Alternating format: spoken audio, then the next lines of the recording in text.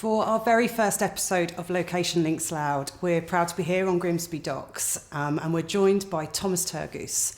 Thomas is an acclaimed actor whose career began right here in Lincolnshire before going on to star in some of the UK's most powerful and iconic film and television productions.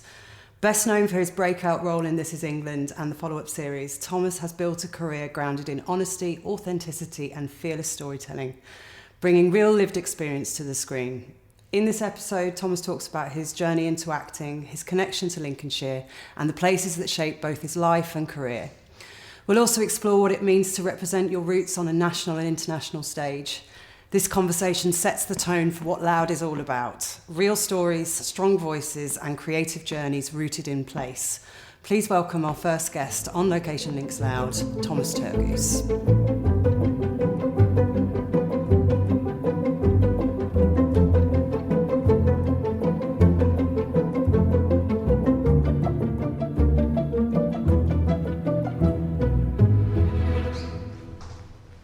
So welcome to Location Links Loud. Please welcome Thomas Turgoose. Thanks for having me. For anyone that might not know your story, how did acting first come into your life? I mean, I was always a bit like always a bit of a prankster. I was always really cheeky. I was always playing tricks on people. I spent a lot of time in pubs when I was little with my mum. You know, because sort of through the early 90s through to mid-90s, it was really common, you know, for people to be in the pubs a lot and kids to be hanging around inside. And, you know, it was, I remember the Lincoln Castle just on the Freshney in town, so I spent a lot of time on there causing trouble and, you know, always trying to talk myself out of trouble. So I guess like my performances always started from a young age. But when I was I think I was about 13, I spent a lot of time at the Shall Youth Club, it was then called the Space Project, which was run by John Ellis, Michaela Keatley and Becky Bealby and loads of other great people who were a huge part of like my life growing up, previous to being cast in This Is England, which was my first job. But yeah, there was a huge part of my life and loads of other people around the East Marsh. But yeah, basically, I was street cast. Shane Meadows and Des Hamilton was looking for a kid who'd never acted before. I think they'd sort of gone up and down the country trying to find someone who was really raw, someone who can relate to the character, and someone who's, you know, had a lot of life experiences who can take that to the camera. And I was the kid. Yeah, so they met me on a summer's day in, like, I don't know, I think it might have been June, maybe July, in 2005 or 4. And yeah, asked me to audition for the film, and I did the audition, got asked to go again and again and again, and then I got the phone call and said, do you want to do the film? And I was like, how much am I being paid? Which was only the only reason that I was ever interested in it. I was never wanted to be an actor. It was never a thought in my mind. You know, kids like me from the East Marsh and Grimsby were never like, you know, we always got told that we were little. Can we swear? Are we allowed to swear?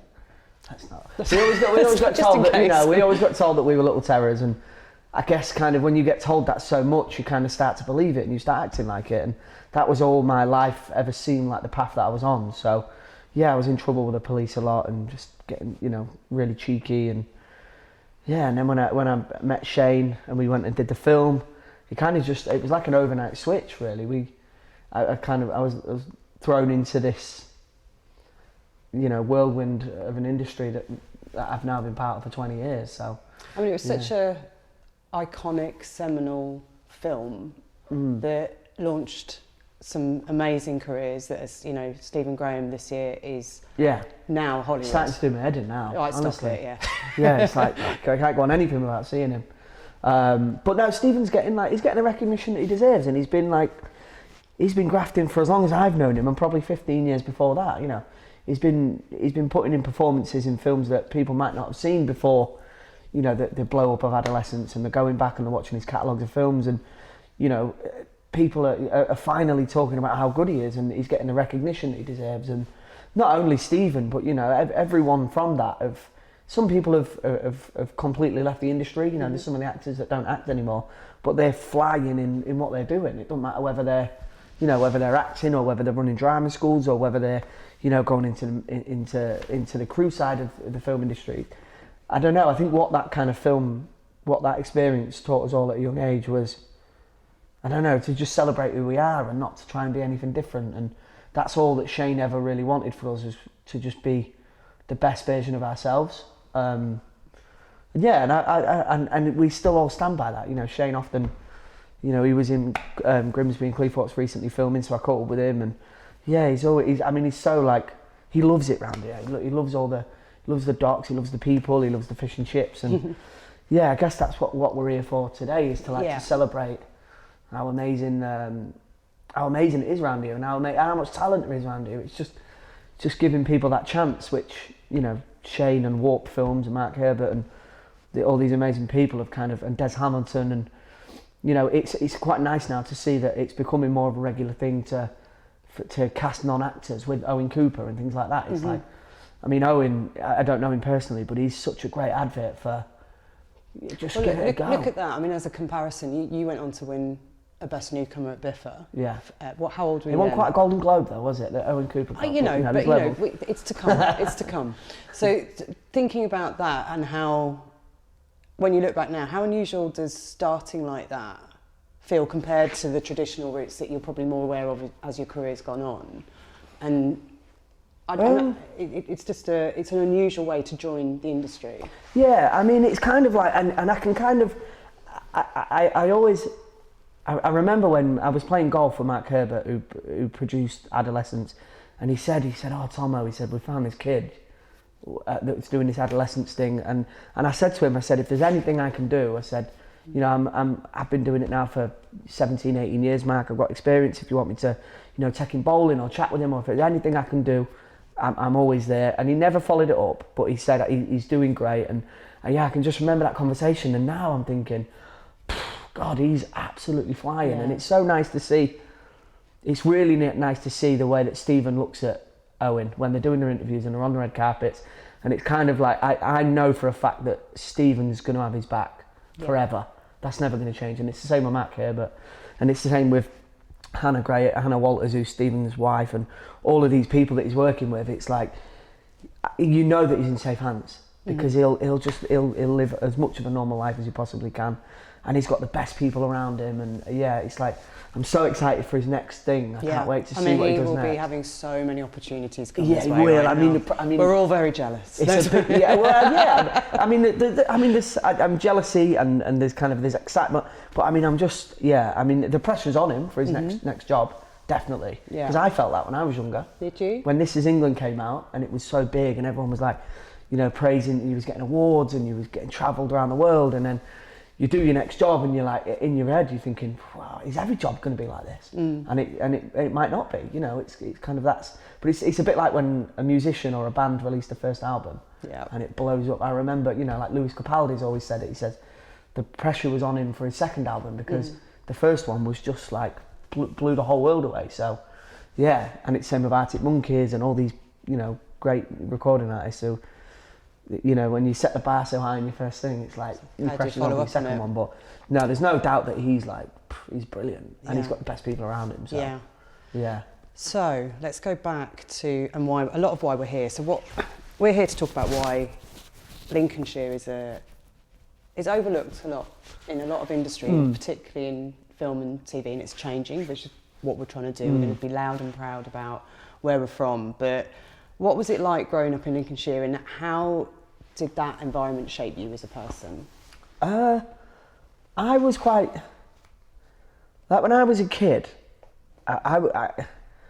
we had a lot going on in my family when we was a kid, and we lived in really rough estates, and you know, there was a lot of times that I was afraid to, you know, be around the estates with people. And I remember I used to get away quite a lot on my own, or with a couple of my mates, and we'd get on our bikes and we'd come to the docks, because this is where we kind of felt safe, because no one else came here. There was no other kids were on here.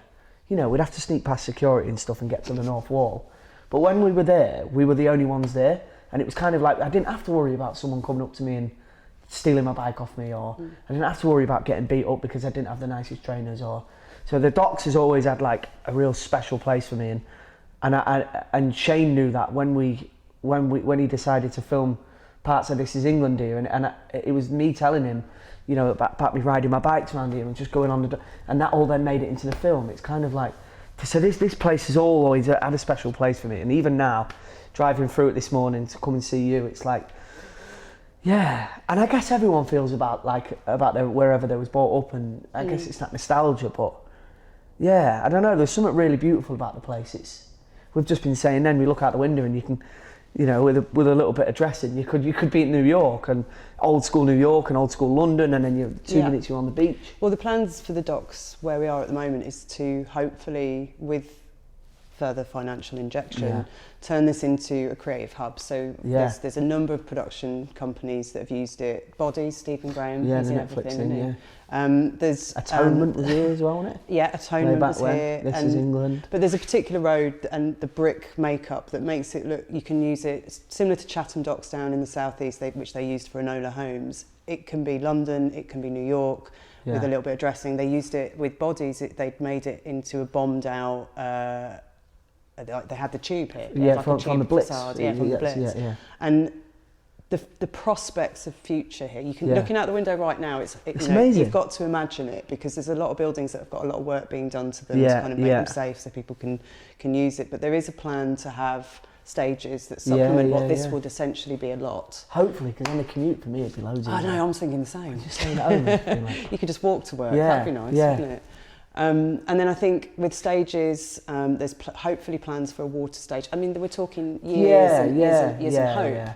But this is seeing some of the ideas for what they want, and it's like, it's kind of like, if that happened, what that would create for not just for here, but in the film industry, but for the economy. And I know you're really passionate about. I know how hard you work on, you know, getting local crew involved and things like that. Like it's the amount of jobs that would create. Yeah, huge. But then not just film industry jobs. You know, like you've then got the infrastructure of the. We was just talking about the electro. You know, just to supply a site like this. And the jobs it would create is amazing. And local restaurants, hotels, and things like that. It's like there isn't like, I don't know. I personally, I can't see why it's not being done. Yeah. But I guess it's just the money people at the top that are kind of like. Maybe it's just investment. It's investment. And I think if there's a vision, which there is, and I do think the Port Authority and everybody on the site want this to happen. Yeah, they want that. I know there's people high up that are really, really keen on making it happen. So. I'm going to go back to creative. I'm going to flip back. Do you feel your Lincolnshire roots kind of influence the way you approach storytelling and the roles that you take? I guess it all just goes back to honesty. That's what I always try and do with all my roles, is I try and be as honest as I can, and I put as much of myself and my own experiences into those roles, which is why I find it kind of weird when I get sent scripts for like real people. Or I remember, like, just one example is that I was auditioning to play like Eddie the Eagle, for instance, with Matthew Vaughan. So auditioning for that, and it's kind of the idea of me playing someone else is kind of like, that feels really strange, because I'm like, I always someone who actually existed, and I've got to do their voice and their mannerisms, and I'm like, I don't know if I can do that, because if I have to do that, I have to really believe that I'm that person. Do you know what I mean? Yeah. And so I guess you prefer to create the role through the development process. I put as much as myself in the roles as I can. So, you know, if I read a script and there's something happening to the character, it's not. I guess it is kind of a method acting in a way, but I'm good at switching it off when I go home and you know, with the family and that. But I very much do become that character, or it's me, you know, doing. It's me being the words that are on the page, you know what I mean? Yeah. And I guess that's always stemmed from like being brought up on the East Marsh, and I never like I can't be anyone but yourself in Grimsby, because if you walk around Grimsby with an ego, or you pretend to be someone you're not, or you think, look at me, I'm this, or I've done that, or I've done that, you're just gonna get punched in the face. Like, you know what I mean? That's never an option for me. I can't, and I've got too many people around me that are really honest with me, and my family, my dad, and. Yeah, so I've always kind of like them roots are instilled in me so much that like And maybe it's held me back, I don't know. I don't, but I don't care. Did you spend any time moving down to London, or have you always stayed up in I've the spent area? a lot of time down there, yeah, but never like, yeah, I mean, I've spent months, I was living in Manchester for like a year nearly, but that was because I was on a job, so, you know, you go away, but then ultimately, this is where my little boy is where my wife and all my family and all my friends are, so, yeah, this is me. And so in some ways, it's the best of both worlds. You can go in and get on with that bubble that you are in when you're making a project. Well, I can be a totally different person, in a way. Yeah. Because I can go away and I'm, you know, when you're on set and you've got these lovely people making you cups of teas and bringing you your dinner, and you know you're being treated amazing. You get, you know, you're getting treated like like an actor, and it's great. But then when you come back to Grimsby and Charlotte's saying, right, you need to go dig an hole in the garden, or that shed needs doing, or this, it's kind of like I love. Or when I go to the pub with my mates, if I talk about my work with my mates, they're all like, they find it boring. So I love that. I love being able to just completely switch off and just be Tomo, who's just. And my mates always joke about me never being at work. I'm a bit of a dosser really, but I quite like that. Do you know what I mean? It's kind of, I completely switch off. I find this weird. Doing this in Grimsby, it isn't normal. I find really. Doing a podcast in Grimsby, I find really weird. It's different. We were just really excited about being able to be doing this. Yeah. In not having to go and see someone while they're doing a job in London. Yeah. I wouldn't go down to London for a podcast though. No way. Not even Louis Theroux. I've just been listening to Louis Theroux podcast and I'm thinking, that's a bit of a mooch for a podcast, isn't it? This is alright. This is 10 minutes from now. Fair enough. It's cold though. Yeah, but if you are watching Louis Theroux, I do want to do it at some point. After such a powerful debut as a kid, how did you navigate like the next steps and what came next, like professionally and personally? I guess because just before This Is England was released, my mum passed away, and that had much more of an impact on me than the film. But it was the ultimate distraction. You know, I had people, Stephen Graham, I was living with him for a while, and I was living with my dad, and then I'd go and stay with Shane Meadows, and I was kind of like, I was surrounded by all these amazing people. But I guess I was like, that was, navigating the loss of my mum at the age of 14 was much more prominent than dealing with the fact that this film was released, you know what I mean? It was kind of like, I was kind of forced to just deal with things that people should never have to deal with, or at least not until you're a lot older. So I don't know, focusing on the film industry whilst having a distraction of losing my mum was perfect, but then also having a distraction of the film industry whilst focusing on it. So it kind of went, and there's never a perfect time for it, obviously not, but I was kind of like, I was so busy, I didn't have time to mourn, but then it was kind of a weird dynamic for me as a kid, but I mean, it was always really weird. I remember going into my local newsagents that I got kicked out of most days. I remember when the Grimsby Telegraph did the first story about me being in the film, and I remember he gave me a copy because I was on the front page, and I remember just looking at it and going to show my mum, and I was like, what the hell, like, look at this. And that was kind of the first time I was like, that was all, it just happened all really quickly. And then when my mum passed away, I moved in with my dad. My dad very quickly instilled structure and routine. He made sure I went back to school, and he didn't force me, but he was like, your brothers have all had paper rounds, mate, so you're having a paper round. So at one point, this is true, I was delivering the Grimsby Telegraph on my paper round with my face on the front page at one point. So that was all a bit, but I was kind of forced into having this normal life as much as I was away doing these films and working with amazing people. And when you were going away to do the jobs filming, were you talking about where you were from? Or were you quite acutely aware that you were not? Like Grimsby. Were you aware that coming into the industry the way you have was actually quite unique? And is actually, but I've never been afraid to be proud. Like, I've always been proud of it. I've always said, like, you know, you see these people who, and it's not a flex growing up with nothing, but what does annoy me is when you see these people who are, you know, they're saying, oh, I was brought up without this, and it's like, and I know some people saying that, and I'm like, you're full of shit.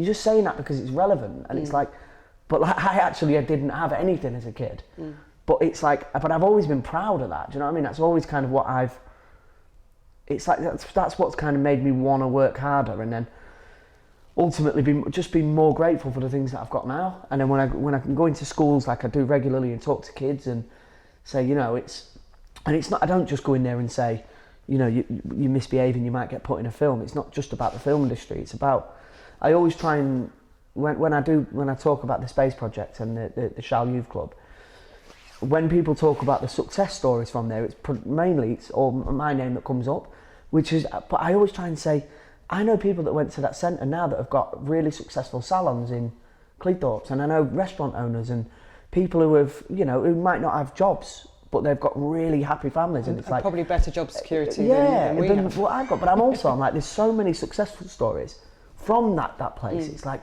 I don't know, I kind of find it frustrating that I'm the only one that gets to sit and talk about it. It's like, there's so much, you know, people have done so well from those places.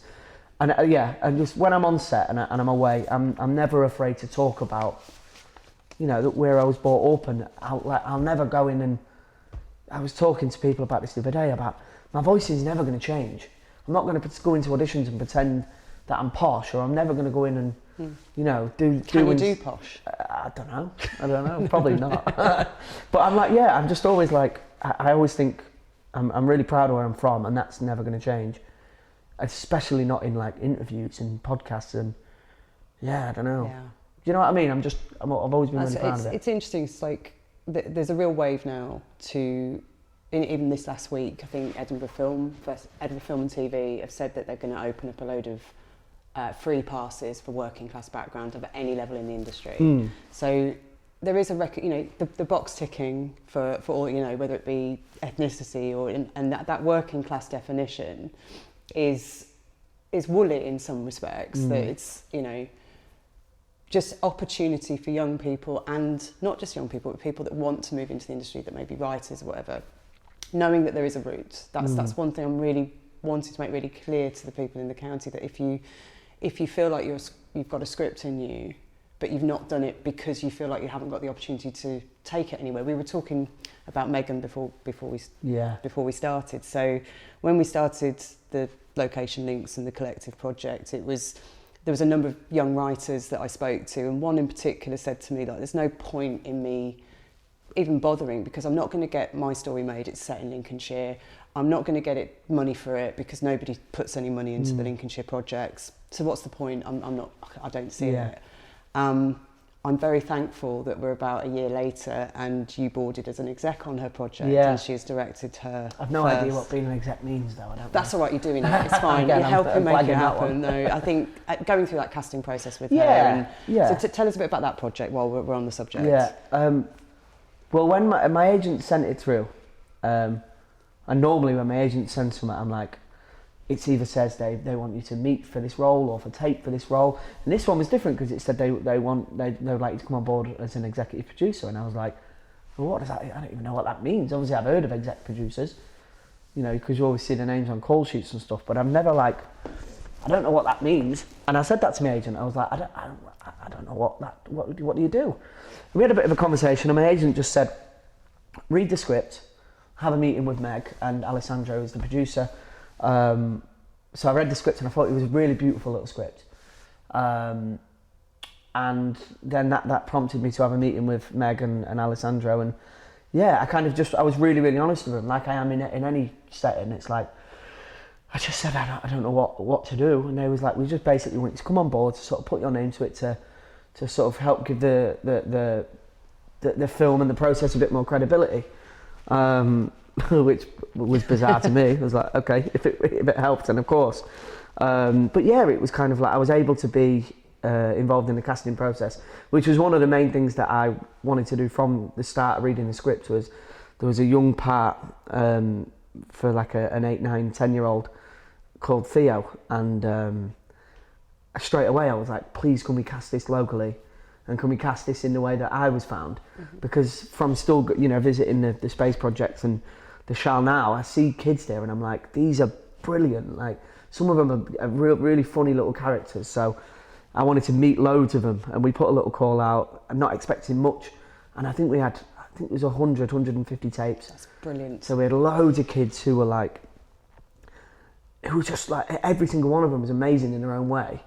Obviously we couldn't meet them all because we didn't have the time, but we whittled it down. I think we met like 30 kids. Every single one of them was brilliant. And do you know what, the last thing that we said to every single kid that even sent in the tapes was like, well done on even just having the courage to do that. Because, if you say to most 8-9-year-olds, will you send in this tape or will you do this little audition, they're like, they won't do it. But yeah, so we was really chuffed to bits with all the reaction that we got from that. And yeah, and we found a young kid, and he was brilliant. Yeah, he was so good. So yeah, he's in a musical. He's doing Chitty Chitty Bang Bang tonight, actually. Oh, so me and Charlotte are going to go watch that. Oh, that's so good. We've got a little date night to go watch that. So I'm really looking forward to seeing him do that. And so you're kind of doing what Stephen and the guys did for you, sort of. Well, someone said that, and I'm like, am I? Because I don't feel like, it doesn't feel like I'm genuinely just invested in the young man. And I'm like, I did say to him on the last day of filming, I said, if you need any help, or I'll always keep an eye out for like casting roles your age, and if you want to come round and help you with any auditions and read scripts or anything like that. And I don't know, it doesn't feel like I'm not going out there going, oh, I should do that because Stephen did this for me. It's like, I don't know, I really like the little lad, and his mum and dad are both sound, and yeah, I'm just proper excited to see. So you wrapped on that last week, is that right? And what's the plans with it? Oh God, I don't know. I've slept since then. When did I do?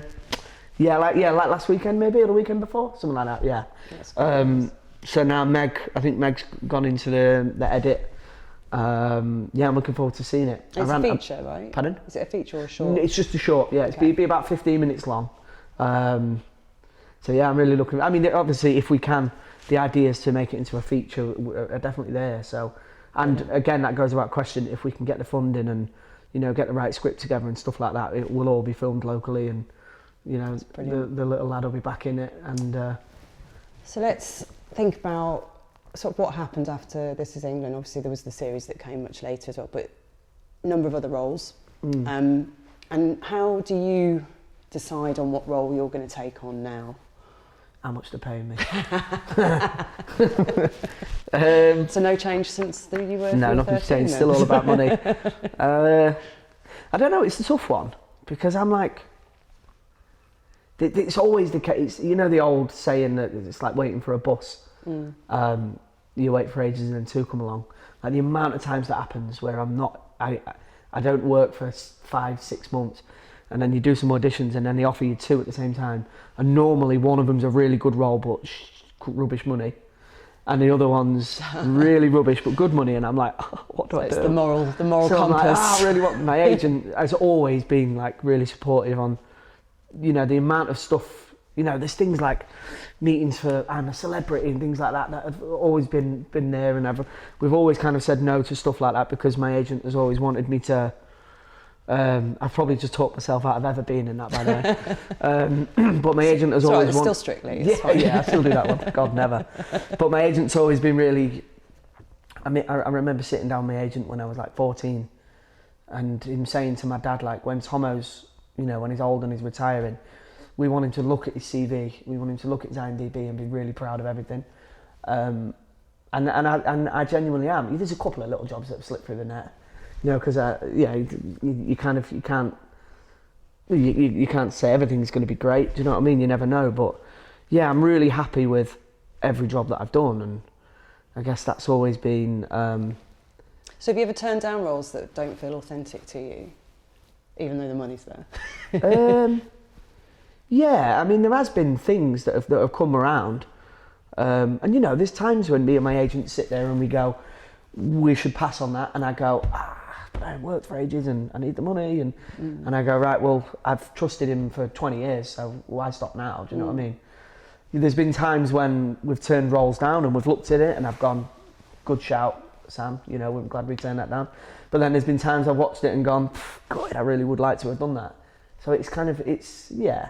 But you never know how things are going to turn out, but I've always had such a good relationship with my agents. Like, I've been with them for 20 years. I've been with them longer than I've been with my wife. So, I'm kind of like, yeah, I really, really trust what they want, and they've always been really, really patient with me. So, yeah, I'm kind of, yeah, there is things that come around, you know, there's like things like Coro and stuff that I think that would be the only thing, you know, locally when people from Grimsby, they go, oh, you know, why aren't you doing Coro? You really made it then.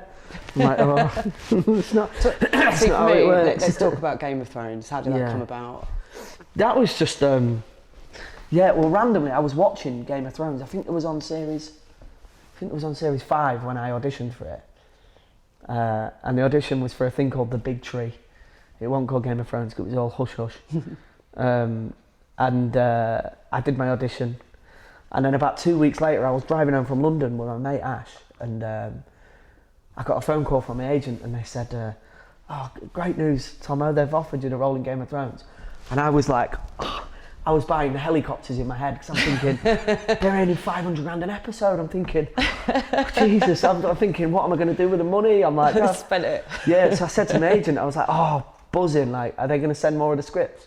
And my agent was like, oh, no, that's it, that's all there is in it. And I was like, what do you mean, one scene? Like, yeah, and I was like, well, I auditioned for one scene anyway.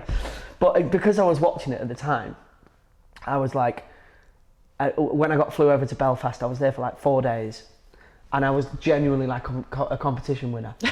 I felt like the luckiest kid in the world. I was like, because I was on the biggest set ever, and I was sat next to Amelia Clark while she's getting a Daenerys wig put on, and you know Kit Harington's walking past, and then Ed Sheeran walks in, and I'm like, what's going on? Mine a dream. So I was genuinely like, yeah, and I got, you know, you get that was like proper. This put you in banging hotels and. Yeah, that was like, it was really short, but one of the best experiences, like, because you can imagine people who love Game of Thrones.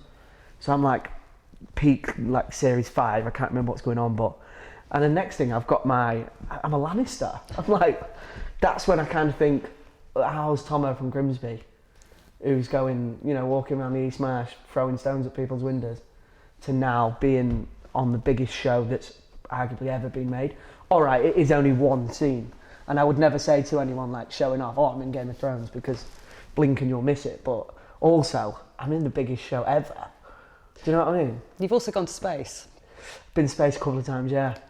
Tell me about your experiences in space. Yeah, I mean, I was trying to think of something witty to say then about space, but nothing came. But yeah, was it intergalactic? Yeah, intergalactic was a good experience.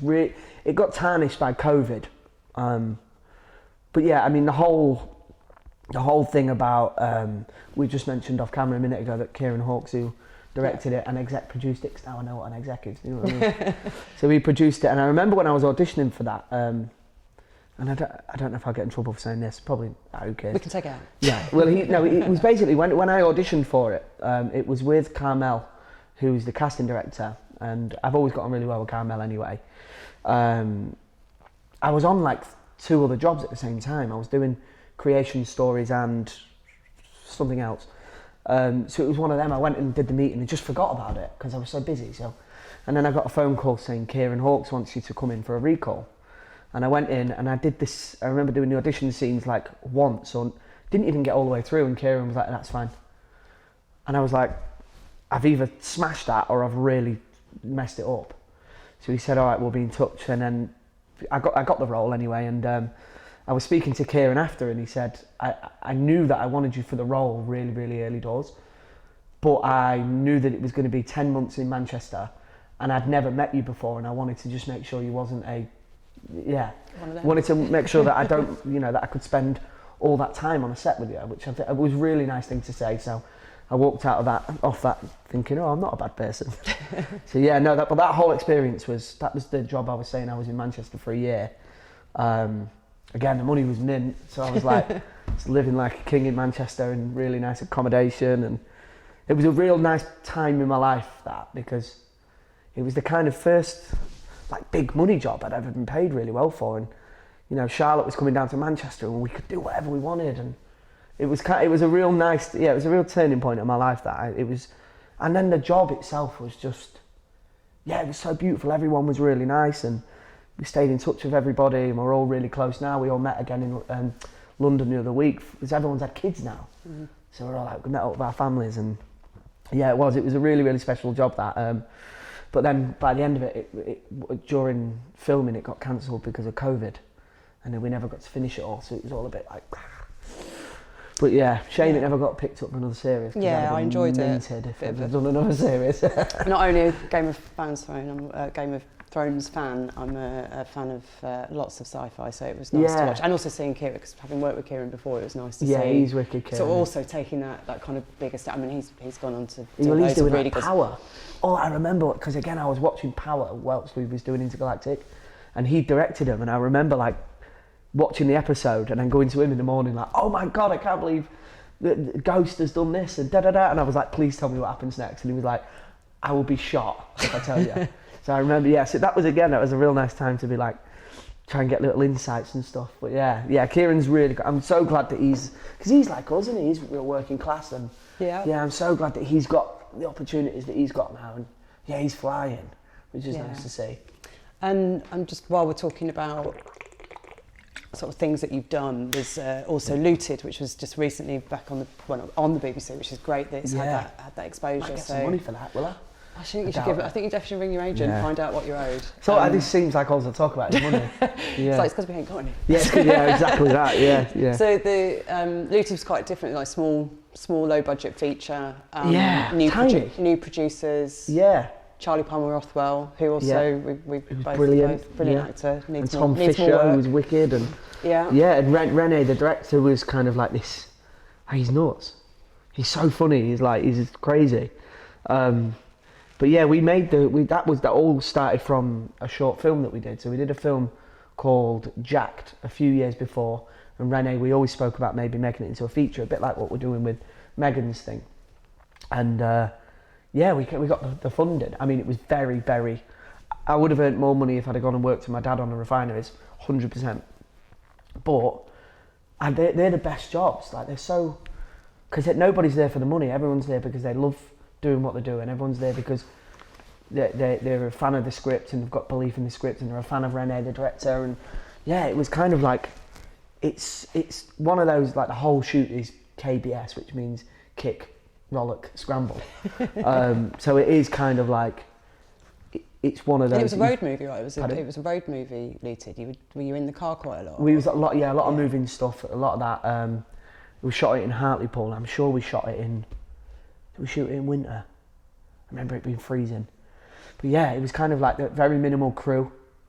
But yeah, it was just kind of like, you don't get a chance to sit. You're kind of on the go. You're doing this. You're doing that. Bang. You're all on your toes. You're thinking and. I kind of think that's when everyone's at the best. I agree. I think there's a lot of independent film that people don't really understand because they have this vision of big sets, loads of money, and everyone's sat in their caravan getting their tea brought to them. But I do think it's a grounding area where you learn your trades. So Kieran, I know from low budget independent film, and Charlie, who was in Looted, was also in Governors. So it's like we're all doing these films because we need to learn our craft as well, and just have the opportunities to make that next step and be able to make bigger things. Well, it's everyone's like there. So you've just worked with Jamie Childs as well, haven't you? On yes. Jackdaw. Well, I was just about to say about that. So Jamie, again, he's gone from doing what's the big Netflix thing he did? The Sandman. He was doing The Sandman, and then he went. Which is huge, like 100 Again, million. loved that. Pardon? I loved that as well. Yeah, so he's gone from doing that to then coming, and I'd just come off the back of Mickey 17, which is the Bong Joon-ho movie, with like Robert Pattinson and Mark Ruffalo, and again all these big trailers and. Did you have a two-way or did you have one on your own? I had a big one. You did it was proper. You. I know, but it was again. I was like, it was amazing to be like looking around and going, oh, there's Batman and there's Hulk and. This is great, and the food's amazing, and Bong Joon-ho's amazing. And then you go to Hartlepool with Jamie. But literally, I finished that. I finished at like 9 p.m. in London at Warner Brothers, and then literally had to drive straight to Hartlepool again to start on Jamie's thing so I'd had like an hour sleep, and then on my first day, and to go from being from that to this small, low, independent thing was like worlds apart. But as soon as I got on set with Jamie and everyone, and it was just kind of like we didn't really have trailers, and it was like, but it was You're lucky if you get a hot meal on those Yeah, ones. exactly. Yeah, you're sitting eating off your knees with like plastic out with cardboard. But it's like, as soon as I went to that one, I was like, this is what I love. Like, don't get me wrong, I love the experience with Bong and all these amazing people. But going back to, I don't want to say going back, but then going on to things with like Jackdaw and these low budget independent movies are like, yeah, everyone's there. I don't know, there's a totally different vibe from these big like Hollywood things to the smaller things, do you know what I mean? And I definitely, I think I prefer that. If you could get everybody else that are going to bring the money, because at the moment it's very cast-driven independent film. It's really hard to get things away. So people like you saying yes to something opens up people being able to make films. So get your mates that are about it. Get Ruffalo to do something in Lincolnshire. Ruffalo, he's too busy being all political now, isn't he? He can be political in Lincolnshire. It's fine. Yeah. But he's a town fan though. He does often text me about the town. If you could just get as many of your movie star friends to come to Grimsby Town. We'll be like Ryan Reynolds and Wrexham, won't we? It's a future. Yeah. Everyone seems to be buying one, don't they? Yeah, well, they do, yeah. Even Snoop Dogg's got one now, hasn't he? Did Snoop Dogg bought Swansea or Cardiff or something? I'm sure he's bought one of them, yeah. Football and film seem to intertwine, well, don't they? Yeah. So I'm going to talk a bit more about Lincolnshire now and sort of get into the Lincolnshire on screen, shall we call it. How do you feel about Lincolnshire being used as a filming location, and why should it be used more often? And think about the wider county, not just Grimsby. Well, I think we've spoke about this before. We're so spoiled in terms of not just for like the film industry, but you know, if we want to go for a walk, we can 10 minutes that way on the beach. You know, we went to like I'm not sure if it's classed as Lincolnshire, but like Flamborough and all up that way. On the borders, yeah. Is that classed as Lincolnshire? I don't think it is that far up, is it? That's Yorkshire. Yeah. We'll have a look at the map. Yeah, we'll have a look. Shall I look at the map? But what I'm saying is, like, you can be out in the sticks in 10 minutes one way, you're on the beach the other. I guess we're kind of spoiled in terms of, like, if you look at it for film locations, you can literally shoot anything you want around here. You know, and then you've got the working docks, you've got Immingham docks, which is amazing. You've got the landscapes, which look, you know, you know, it's kind of. Is it Ridley Scott who made? What was that? Cause he's from Hartlepool, Ridley Scott, isn't he? Or he made definitely northeast. Yeah, he made that. Yeah, but he really celebrates how beautiful the landscape is with the refineries and things like that, the power plants, and we're so spoilt round here with stuff like that. It's kind of like, I don't know. I guess it's just we need someone to take more of a chance on it. But then, you know, that's why people like Shane Meadows love it round here and stuff. So, yeah, I guess it's just kind of putting it on the map, which is like what you more than anyone else is doing at the minute. Well, so we're trying. Yeah. What productions, do productions get right and sometimes get wrong about places like this, like portraying? I mean, I suppose that's also a thing that I've been sort of talking about with people, is you don't see Lincolnshire narratively that often. Well, when you think about the things that are made around, they go, oh, you're making something at Grimsby, you go, oh, well, Sacha Baron Cohen's done that. And then you think, oh, well, it's normally about run down stuff, or it's normally about, you know, dead body's been found, or, you know, this is money laundering or criminal activity. It's always something like that, and it's kind of like, well, it's frustrating because that's the narrative of it. It's kind of like, I don't know, when you think about the big things that have been shot in Manchester over the years, like one of the obvious go-tos for me would be Shameless. And you go, is that what Manchester's like? No. In areas, of course it is. It's like the same as Grimsby. But then you think about the other stuff that are shot in I don't know, like Brassic is another example. It's kind of like if you shoot, it depends. I don't know. It depends. I suppose it's working class storytelling. Yeah, always seems to be that are into, we're all, you know, working class people seem to be criminals in storytelling, and it's not. No. It's just. I think I'd really like to see in this kind of look at what narrative is to what is the positive. You know, we've got brilliant stories. But I don't think that's ever going to be. Well, when you look at like the news, when you look at no one, if you like the Telegraph, no one cares about the good stuff. No. People only buy it when they see that something bad's happened, and it's like, I guess it's similar in this. Do people really care about the good stuff that's happening nowadays? Not really. But I think we need some hope, and we need some like heartfelt. You know, you look at other things. You know, there are dramas that actually end up with a happy ending that are told in. You know, like what? When you think about like the idyllic, I don't know. When you think about like Ted Lasso, I think it's a good example. And Richmond and the area that they've, you know, they've gone to London and they've gone, Richmond, look how beautiful, and it looks like a fairy tale, and you know, and Ted Lasso's in the little coffee shops and he's getting his little biscuits, and it is a very idyllic. But that's in London. You know, Brixton's around the corner, or all these places that are not like that. But it's kind of like, I don't know, it's about finding someone who's willing to take a chance and go, there is good here. Do you know what I mean? I mean, look at, I say Louth, I don't know what you're saying, you look at Louth, it's... Do you say Louth? I do, I think that's my kind of southern county I've never heard it called Louth. What do you got, Louth? Laugh. Laugh with an F. We've had a debate about this because even Lincolnshire has a difference in accent. Oh, yeah. Kind of like... Well, Lincolnshire's massive, though. Second biggest county. I was going to say, it went all the way down to Peterborough, didn't it? On the borders at the edge, so you can go right down to Stamford. What's the third biggest? Oh, it's got to be Yorkshire. Yorkshire, yeah. So we... In the kind of, if you think about Wales, it's got the very different southern and northern Welsh accent. Yeah, of course. The fens at the bottom have a really kind of broad, I say broad because it's a Bostonian, I say. It's where Boston is and into the fens. Yeah. That's my heritage, and then a very different accent up here in Grimsby to the south. So I think Louth has got a bit of an accent. We've got family from Louth. We've got family from Louth, and they almost sound a bit like Lincoln. I know a few of the crewmen are like, because I think Lincoln's got a little bit of an accent. Yeah. But then it gets closer to Nottingham. It's a bit more cosmopolitan, Lincoln, isn't it? It's like the big city. Yeah, it's not as like rough and ready, is it? Has it got a Nando's? I don't know. Lincoln's got loads of Nando's, hasn't it? Yeah, there's a few there. Yeah, Hull is our closest one. Or Hull, as it's... Hull, yeah. But then Lincoln is our closest Wagamama's.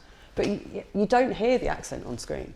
Even when, and I don't mean to pull apart things that have shot here, because we're thankful that things came, but you look at Wild Bill and you look at various things, even in Grimsby when they've shot... Wild Bill is in the Ian Poulter. ITV Ian Poulter's the golf. I'm thinking Will Poulter. No, I know what you're thinking about, not that one. There was a film called Wild Bill, but there was a Wild Bill TV series on ITV that was shot in Lincolnshire. Oh, really? In Boston. Actually, where they kicked pumpkins and things, but it was... That's all you can do in Boston. Yeah, that's all you do in Boston. They've got a good bowling alley. But they all sound like they're from Yorkshire. So it was, and if you actually listen to the Boston accent, it's a very, very different sound. Yeah, well, I think the Grimsby, because there's a few things, there's something that's, they're shooting something here soon for the BBC, and... I hope they're going to do it properly. Well, if I got to the point, right, this is true, the amount of actors, every single actor that I know, and I'm not making numbers here, I reckon over 50 actors was texting me or ringing me saying, we've got to do a Grimsby accent for this thing, can you record your accent thing? And it genuinely got to the point where I just did one of my voice notes and just sent it to everyone. Instead of doing them different every time. And charged how much? I should have done. That's the hustler in me should have done that. The prospect right now about things coming into Lincolnshire is about people taking chances. Practically, I think people are, when I first sort of formed Keel, wanted to be filming in Lincolnshire, I couldn't find anybody in the council to talk to, let alone help set up a film shoot, because they didn't have the influx or the need to have a film office. Well, I feel like a lot of them got scared. There was like, filmed? What? What's that? What do you mean? What do you want to do? I'll put you through to Steve. And yeah, Steve will help you. What do you mean? You're making a film here? What are you doing? What? Yeah, nobody knew what to do with it or the language of it. Yeah. So, for those that don't know film, they'd probably have never heard of a honey wagon. No. Or, what is a Bowser? What are the two-way, the three-way? What is a Bowser? Bowser's the water, don't worry. Oh, is that? Yeah. Those actors, we don't know about those things. You just get fed. As long as we have it. So I think it's about, when a producer's looking at the county, like, they're picking up the phone to the council is the first point of, like, talking to the film office. And is there a film fund in the area that can help my project get greenlit? Mm-hmm. And we're working towards that. I don't think it's something for tomorrow, but I think... And there is a lot of people locally that are, people who are in power, if you like. Like, there's Andrew Pettit and Jason Stockwood at the club at the football club that love film. And I know Andrew's got his own production company. So I think people like that, people like yourselves, people like me and Lloyd Griffith and, all these people locally who, together, our voices is only going to get louder and louder. And it's kind of like, that's the end goal, is to get... It is. Is to celebrate it and make something that's gonna, and also just sort of leave a lasting. I talk about this set jetting phrase, which is something that I've actually learnt more about by working with the council at Visit Lincolnshire. So the guys there now have film office services. So if anybody does want to come into the county and see what we've got to offer, all they've got to do is ring Visit Lincolnshire and they will help. Generally, they will then probably get in touch with me or someone else within the county and help that production happen, depending on where it's happening. Yeah. There are video services, you know, they worry about not having enough equipment.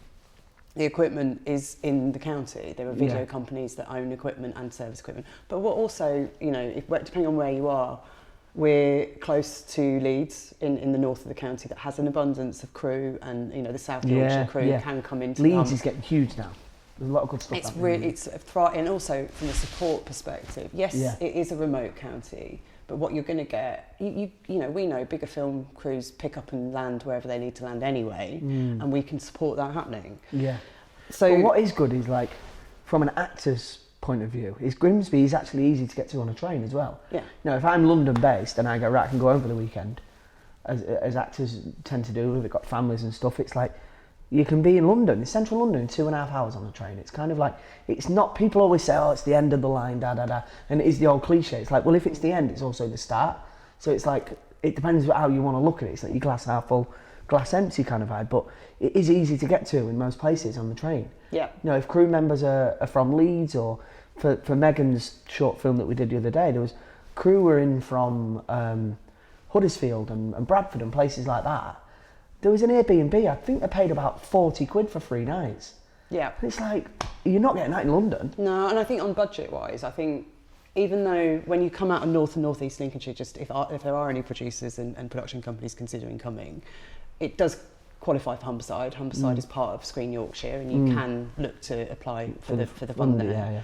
But the price per capita, the deeper you go into the county, the cost of living is cheaper. Of course it is, yeah. So you're already at probably, you can't get a suite in a hotel, and I'm talking nice suites in nice hotels, looking at Woodall Spa and all these beautiful places. They are like 30% cheaper anyway before you started doing a deal. Yeah. You'd struggle to pay.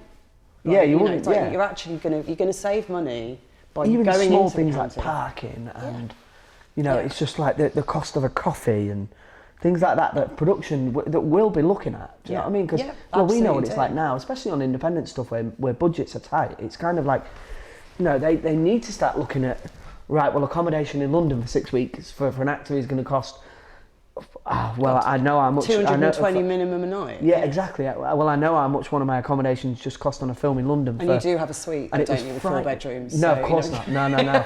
But I did have a nice little place. But when I saw how much it was for that thing, I was like, are you kidding me? I was like, bang me in an Holiday Inn and I'll have that money. Do you know what I mean? Yes, There's loads please. left over, I'll have that. Yeah. But that's the thing, you can come to Grimsby and it's like, I don't know, you're getting more for your money. Yeah. And throughout, and people are nice, you're going to just, if you're not getting a fund, you're going to be able to bring your overall price down that you wouldn't need that fund. Yeah, and then you can then put that save money into something else as well. Just do it cheaper and come to Lincolnshire. Yeah, exactly. Yeah, but then you can, the money that you're saving there, you know, if you've got a budget, then you can put that into something else. Like, you know, there's loads of things that miss out on budgets, like the edit and the score and all things like that. That, you know, going forward costs money as well. So I think there's loads of benefits to being here, but I guess it's just about people just taking a chance. You know what I mean? Yeah. What would it mean to you to see more local stories and talent coming through from the county? Yeah, I mean, obviously it'd be. I mean, I always think, would I like to work in Grimsby? I don't know. It'd be weird because then again, I'd do a 15-hour day at work, and then Charlotte would be like, "Pots need washing, mate." And I'm like, I've been at work all day. Whereas if I'm in a hotel on my own, I'm a really tidy person. Whereas Charlotte and my little one are not so tidy, so there'd be trouble at home. There is when I'm away working. I suppose you're out then the bubble becomes part of your life again. Yeah, you know? exactly. Like, yeah. Ooh, is it too close? Yeah. Well, yeah. But what for locally, what it'd mean for, like you say, for, you know, the independent hairdressers up in Cleethorpes and the coffee shops, and like you said, the economy locally would boom from it. Because if you've got, I don't know, let's say for instance, you've got a crew of 200 people doing, I don't know, a Atonement 2 or whatever, let's say as an example. You've got 200 crew members that are here for 7 or 8 weeks. The amount of money that that local businesses are going to make from that. I know that there's businesses in Cleethorpes that rely on like the Armed Forces weekend and things like that. Said if that goes, then the chances are they won't be a thing anymore. So it's like having those people locally here for however many months. I just think, like I said, the economy had thrived from it. Locally, the amount of the jobs that it create for, people who are at college that are, who are wanting apprenticeships and set experience and things like that. It's like, but I think, it's just about finding someone to take that chance and also to be as passionate as we are to make everything local. Do you know what I mean? Mm-hmm. If you could speak to your younger self, I love these questions. If you could speak to your younger self at the start of your career, what would you say to him now? I don't know. But honestly, I know it sounds ridiculous, but I'm a firm believer in everything happens for a reason. And there's been auditions that my agent sent me, and instead of going to it, I've gone out with my mates and I've looked at it and gone, that's been a huge film. Or there's things like that obviously I could change, but then also I'm just like, it is what it is. At that time in my life, things were obviously more important to me than working. And I would never change anything. God, what would I say to myself? I don't know. Yeah, I'm always really grateful for like where I am and the things that I've got now. Do you know what I mean? I'm not like a worrier about the past. I'm certainly not a worrier about the future. I don't stress over things that are out of my control. It's just kind of like, just get on with it. So I don't know. Maybe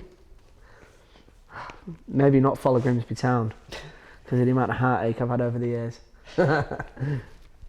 What advice would you give to young people in Lincolnshire who might not see the arts or this industry as for them?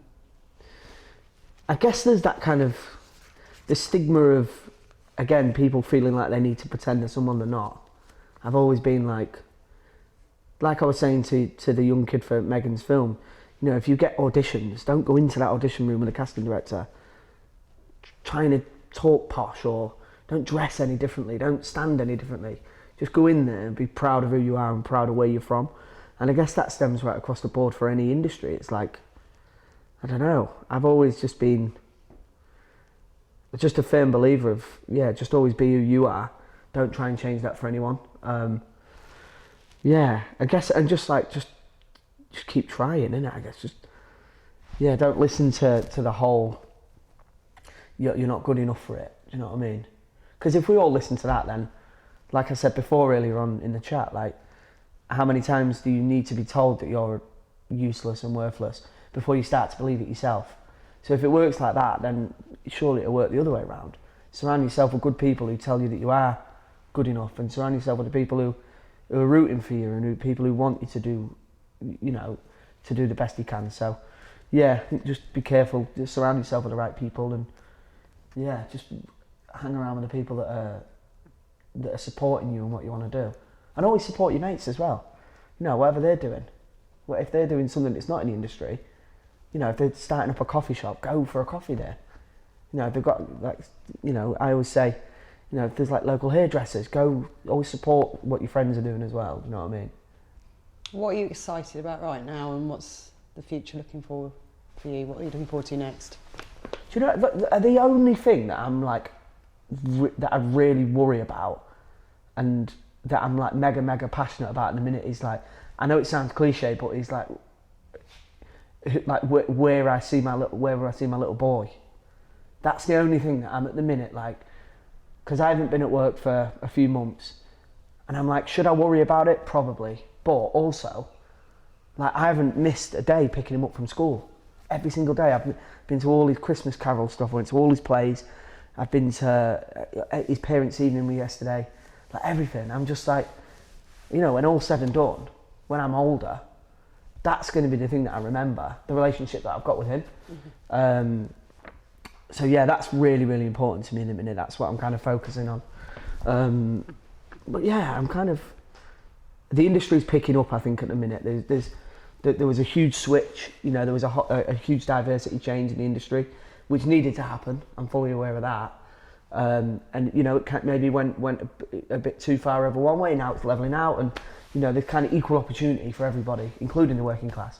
That's not just whether that's your ethnicity or your sexuality or anything like that. So the industry's balancing out nicely. People are getting more opportunities. So I think it's an exciting time for the industry. But for me personally, I feel like I'm in limbo at the minute with the way that I look, in terms of, like, I'm 33, but I can't. I was talking to my mate the other day. I haven't played a dad yet. Never played a dad in anything that I've done. But I'm also not gonna. I can't play a teenager yet. So I'm in that kind of like. I don't know. Maybe look. How old are you now? I'm 33. But am I going to get the roles for 33-year-olds? I don't know. Do you know what I mean? I don't look like a 33-year-old. I don't think. Right now. Right now, yeah. But I can't grow a beard or anything like that. So I'm like, yeah. So I feel like I'm in that kind of limbo, where I think a lot of actors go through, though. You know, male and female. I think they kind of, you know, if they're casting for a role of a intimidating police officer, I'm not going to get that because I look so young. Do you know what I mean? Whereas if they're casting a role for, I don't know, a 19, 20-year-old, again, I'm probably a little bit old for that. Yeah. So I'm in that kind of, that little limbo era. Do you know what I mean? So I'm just patiently waiting for that to pass, and then hopefully I'll be... For Christopher Nolan to be in touch. For Christopher Nolan to be in touch, yeah. I was going to use Cillian Murphy as an example. He's kind of like, because he had a lot when he was younger with like 28 Days, and then he kind of really went quiet-ish, did he? And I can't remember seeing him in loads. And then obviously he did Peaky Blinders, and now he's gone. Yeah. Stephen Graham had a really quiet time after he did This Is England. You know, for 2 years he couldn't get a single job, and then he did the Al Capone thing, and he went off. So yeah, I'm just biding my time, but being really grateful. He's also in the Bruce Springsteen thing. Yeah. Yeah. It was great film. Yeah. Really good performance from him as well, actually. Yeah, exactly, yeah. Yeah, everyone go back over Stephen's back catalogue. Yeah, that's the thing. Actor. People are all like talking about Adolescence, which was amazing, and he's getting the praise he deserves. But God, I remember seeing him in some niche films that no one will ever see, and it's like you need to go back and look at these things because he's better in them things. So yeah, that's brilliant. So finally, I've got 2 last questions that I'm asking everybody. Is there a place personal to you in the county that would make a brilliant filming location, and why? Let's not say the docks, because we've talked about the docks. I was going to say that'd be my obvious, because it's like I was saying before, when my character in This Is England's riding around, playing with his catapult, riding his bike, that was me. Literally, that was what I did as a kid. But I think there's loads of places around here. I think there's, like you said, Louth, for instance, like Hubbard Hills, I think looks beautiful. All around there, there's so many nice places. I'd love to see like celebrating the seafront, you know, in Cleethorpes. It's where all the old school rides are and stuff like that, and the old amusement arcades and stuff like that. I think look amazing. Yeah, I think Louth's a real like. What I like about it, there's an picturesque old market there that could be like a train station, or it feels again like old London streets, and probably right through to the 1920s and 30s actually. Yeah, you could date it right back because there's little cobbled little areas, the market area. Yeah, beautiful stuff. Really great. I think like Louth reminds me of like the village from Hot Fuzz. Yeah. You know that kind of that. And there's a really great restaurant there if you've not been. It's got a Michelin star or sort of Michelin recognition. Michelin star. I don't go in places like that, do I? I can't go in there. Not when you're in Lincolnshire, but you can. There you go. Oh, well, if there is there, yeah. But yeah. So when Ruffalo comes to visit you, do you know what? He's obsessed with Wagamamas. We went to when we was filming on location. So we've mentioned a lot of brands. If they want to sponsor anything in Lincolnshire, we're open. Well, when we was doing Nicky 17, Mark, we had a little group chat, and he'd say, "I'll meet down in reception in 5. I want a Wagamamas." And then when the whole cast would go for Waggers, you'd go. Yeah. I love it. Yeah. And what would you say to a production considering coming and filming in the county? I'd say that just come and have a look at it, like with your own eyes. You know, people will say, "Oh, Grimsby's popped up in conversation," and they'll just straight away they'll go, "Oh." Again, I know you don't want to talk about it, but chances are they'll probably go the Sacha Baron Cohen film and go, even though that wasn't even filmed here. It's like, I don't know if you come. I remember when Shane Meadows was for his latest film. I don't know what it's called. It's Chalk, I think. Is that what it's called, Chalk? That's what it was.